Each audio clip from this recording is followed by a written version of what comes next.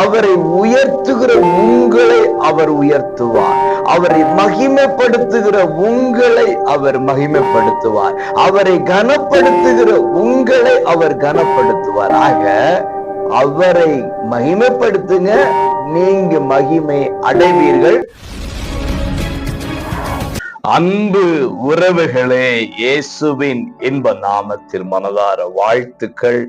ஏசப்பா உங்களை ஆசீர்வதிப்பாருங்க.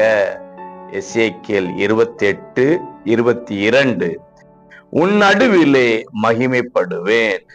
அவரை மகிமைப்படுத்துகிற கனப்படுத்துகிற அவர் மகிமை அடையத்தக்க விதத்திலே நம்முடைய வாழ்க்கை இருக்க வேண்டும். நம்முடைய வாழ்க்கை அவரை மகிமைப்படுத்தத்தக்கதாக இல்லை என்றால் எப்படி அவர் மகிமை அடைய முடியும்? நம்முடைய பேச்சு, நம்முடைய பார்வை, நம்முடைய கேள்வி, நம்முடைய கிரியைகள் எல்லாம் ஆண்டவருக்கு மகிமையை உண்டு பண்ணுகிறதா இருக்க வேண்டும்.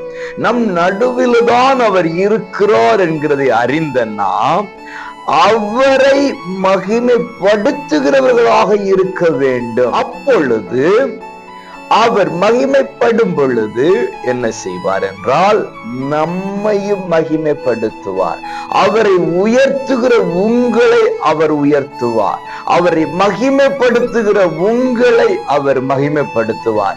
அவரை கனப்படுத்துகிற உங்களை அவர் கனப்படுத்துவார். ஆக அவரை மகிமைப்படுத்துங்க, நீங்க மகிமை அடைவீர்கள். இல்லாவிட்டால் கர்த்தர் உங்களை மகிமைப்படுத்துவார். ஆகவே அவருக்குரியதை கொடுங்க, உங்களுக்குரியதை அவர் கொடுப்பாராக. God bless you.